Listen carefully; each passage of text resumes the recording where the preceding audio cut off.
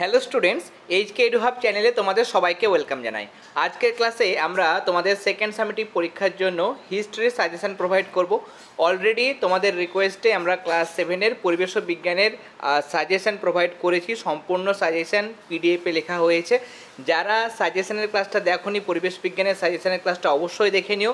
তার কারণ সেখানে যে প্রশ্নগুলো দেওয়া হয়েছে সেগুলো যদি তোমরা ভালো মতোভাবে প্রিপারেশান নাও, বেশিরভাগ প্রশ্ন তোমরা সেই সাজেশন থেকেই কমন পেয়ে যাবে। তো অবশ্যই পরিবেশ ও বিজ্ঞানের সাজেশনের ক্লাসটা মিস করো না।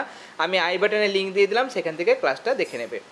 হিস্ট্রির ক্ষেত্রে তোমরা জানো যে আমাদের চ্যানেলে হিস্ট্রি এবং জিওগ্রাফির ক্লাস ম্যাম দিয়ে থাকেন, কিন্তু এবার বিশেষ কারণের জন্য পেড ক্লাস ছাড়া বাদবাকি ইউটিউবের মধ্যে কিন্তু ক্লাসগুলো ম্যাম দিতে পারেননি। হিস্ট্রি সাজেশন ম্যাম তৈরি করে দিয়েছেন, আমি সেই সাজেশনটাই তোমাদের সামনে তুলে ধরছি। দেখো, প্রথম প্রশ্ন এখানে পাট্টা কাবুলিয়ত কি। পাট্টা ও কাবুলিয়ত দারুণ ইম্পর্টেন্ট কোশ্চেন। এরপরে মোগল কারা, এই দুটো কোশ্চেন তোমরা ডাবল স্টার দিয়ে রাখবে, কেমন, দারুণ ইম্পর্টেন্ট কোশ্চেন। হুন্ডি কি, বাণিজ্যিক চাষ বলতে কি বোঝো, সুলতান ইলতুৎমিশের সামনে প্রধান তিনটি সমস্যা কী ছিল, এই ধরনের প্রশ্ন কিন্তু আসে। ওকে, তাহলে 5 নম্বর কোশ্চেনটাও তোমরা ডাবল স্টার দেবে। ইলাহি কি, পানিপথের প্রথম যুদ্ধ কত খ্রিস্টাব্দে কাদের মধ্যে হয়েছিল, বা পানিপথের প্রথম যুদ্ধ সম্পর্কে টিকা, এই ধরনের প্রশ্ন তোমরা প্র্যাকটিস করে যাবে। এরপরে দাক্ষিণাত্য অভিযানের পিছনে ঔরঙ্গজেবের কী উদ্দেশ্য ছিল। 9 নম্বর প্রশ্ন দেখো, কররি কাদের বলা হয়। 10 নম্বর প্রশ্ন, খলজি বিপ্লব বলতে কি বোঝায়। 11 নম্বর দেখো, শরাব কাদের বলা হয়। 12 নম্বর প্রশ্ন, দিন-ই ইলাহের প্রবর্তক কে এবং এর মূল বক্তব্য কী ছিল। নেক্সট দেখো, পর্তুগিজরা ভারতে কোন দুটি জায়গায় বাণিজ্য কুঠি স্থাপন করেছিল। নেক্সট কোশ্চেন, ইকতা ও ইকতাদার বলতে কি বোঝায়। এই কোশ্চেনটা দারুণ ইম্পর্ট্যান্ট। ওকে, উজবেক কারা, এটাও অনেক স্কুলের প্রশ্নপত্রে দেখতে পাওয়া যায়, তাই এই সমস্ত প্রশ্নগুলো ভালো মতোভাবে তোমরা প্র্যাকটিস করে যাবে। এরপরে 3 নম্বর কিছু প্রশ্ন তোমরা এখানে দেখতে পাচ্ছ। ফার্স্ট হচ্ছে আলাউদ্দিন খলজি কীভাবে মোগল আক্রমণের মোকাবেলা করেছিলেন। নেক্সট, ইকতা কি, সুলতানরা কেন ইকতা ব্যবস্থা চালু করেছিলেন। এই প্রথম দুটো প্রশ্ন দারুণ ইম্পর্টেন্ট, তোমরা অবশ্যই স্টার মার্ক দিয়ে নেবে।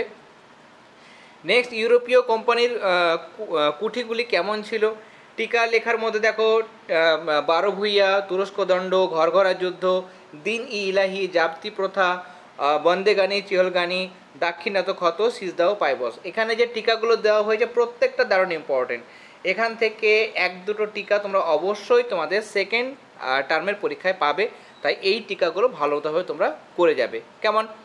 এরপরে নেক্সট আমরা 5 নম্বরের যেগুলো প্রশ্নমান সেগুলো দেখব। শেরশাহের শাসন ব্যবস্থা দারুণ ইম্পর্টেন্ট। আলাউদ্দিন খলজি থেকে একটা প্রশ্ন আসতে পারে, সেটা হচ্ছে বাজার দর নিয়ন্ত্রণ ব্যবস্থা। অবশ্যই ভালো করে এটা প্র্যাকটিস করে যাবে। এরপরে ঔরঙ্গজেব কীভাবে দাক্ষিণাত্য সমস্যার মোকাবিলা করেছেন। আকবরের রাজপুত নীতি, এটা স্টার মার্ক দেবে। সুলতান রিজিয়ার কৃতিত্ব স্টার মার্ক দেবে। সুলতানি আমলে দিল্লির জল সংরক্ষণ ও জল সরবরাহ ব্যবস্থা কেমন ছিল। নেক্সট, মধ্যযুগে ভারতে দেশের ভিতরে বাণিজ্যের ধরনগুলো কেমন ছিল তা লেখো। 8 নম্বর প্রশ্ন, মধ্যযুগে ভারতের দেশ বিদেশের বাণিজ্যের পরিচয় দাও। 9 নম্বর প্রশ্ন স্টার মার্ক দেবে, সেটা হচ্ছে হাবসি কারা, বাংলায় ইলিয়াস শাহী বংশের অবদান উল্লেখ করো। 10 নম্বর প্রশ্ন স্টার মার্ক দেবে, সেটা হচ্ছে বিজয়নগর সাম্রাজ্যের প্রতিষ্ঠাতাকে এবং কোথায় রাজ্যটি গড়ে ওঠে। পর্যটকের চোখে বিজয়নগর সাম্রাজ্যের যে বর্ণনা পাওয়া যায় তা লেখো। তাহলে আমরা আজকে 1 নম্বরের প্রশ্নমান ছাড়া 2 নম্বরের, 3 নম্বরের এবং 5 নম্বরের কিছু সাজেশান প্রোভাইড করলাম। তোমরা এই সাজেশানটা খুব ভালোভাবে প্রিপারেশান নেবে। এখান থেকে অনেক প্রশ্ন তোমরা কমন পাবে। তোমরা যেন টিকা সেগুলো কিন্তু ঘুরেও আসতে পারে, 2 নম্বর বা 3 নম্বর প্রশ্ন সেরকমভাবে আসতে পারে, বা এখানে বেশ কিছু বড় প্রশ্ন আছে, সেই বড় প্রশ্নগুলো 2 মার্কসের বা 3 মার্কসের হিসাবেও কিন্তু আসতে পারে। তাই যে সাজেশানগুলো দেওয়া হয়েছে সেগুলো তোমরা ভালো মতোভাবে প্রিপারেশান নাও। আশা করি এখান থেকেই তোমরা তোমাদের স্কুলের পরীক্ষার অনেক প্রশ্ন কমন পাবে। আজকের সাজেশনের ক্লাসটি ভালো লেগে থাকলে অবশ্যই ক্লাসটিতে লাইক দেবে এবং তার পাশাপাশি আজকের ক্লাস তোমাদের ফ্রেন্ড সার্কেলের মধ্যে অনেক বেশি করে শেয়ার করবে। ওকে, আর যারা পরিবেশ বিজ্ঞানের সাজেশনের ক্লাসটা দেখোনি, আমি সেখানে সাজেশানগুলো খুব সুন্দর করে চ্যাপ্টার ওয়াইজ সাজেশান, প্রত্যেকটা চ্যাপ্টারের মধ্যে কী কী ইম্পর্টেন্ট কোশ্চেন রয়েছে সবগুলো সুন্দর করে সাজিয়ে দিয়েছি।